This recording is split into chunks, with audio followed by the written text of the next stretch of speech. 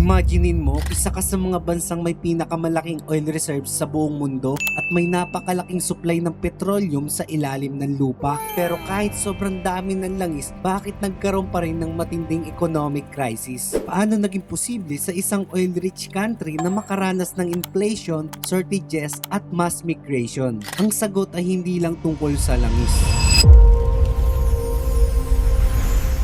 Ang Venezuela ay may napakalaking petroleum reserves. Sa katunayan, kabilang ito sa mga bansang may pinakamalaking proven oil reserves sa mundo na tinatayang nasa higit 300 billion barrels. Kaya natural lang isipin na dapat sobrang yaman ng Venezuela. At noong mataas ang presyo ng langis, talagang malaki ang kinikita ng bansa. Malaking bahagi ng government revenue at exports nito ay galing sa oil industry. Pero dito nagsimula ang problema. Masyadong naging dependent ang Venezuela sa langis.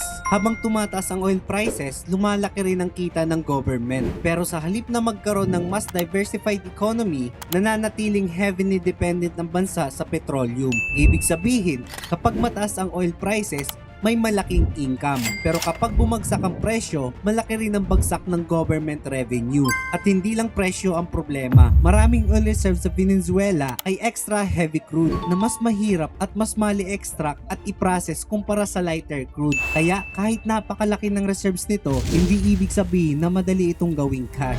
Pagsapit ng 2014, bumagsak ng malaki ang global oil prices. At dahil heavily dependent ang Venezuela sa oil exports, biglang lumate ang kita ng bansa. Sabay nito, nagkaroon ng problema sa oil production. Bumaba ang investment at production capacity ng state-owned oil industry.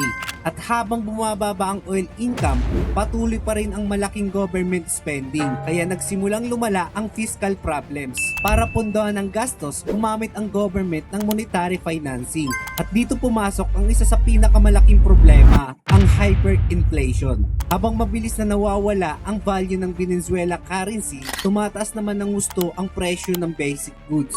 Minsan, simple lang ang explanation. May oil ang Venezuela pero corrupt ang government na para bang Pilipinas lamang. May bahagi ng katotohanan dito pero mas komplikado ang kwento. May mga problema sa governance, corruption, economic policies, price control, currency control at kakulangan sa diversification. At nang lumala ang political crisis, nagkaroon din ng international sanction, lalo na laban sa Venezuela oil sector. Pero mahalagang tandaan, hindi sanction ang nagsimula ng buong krisis.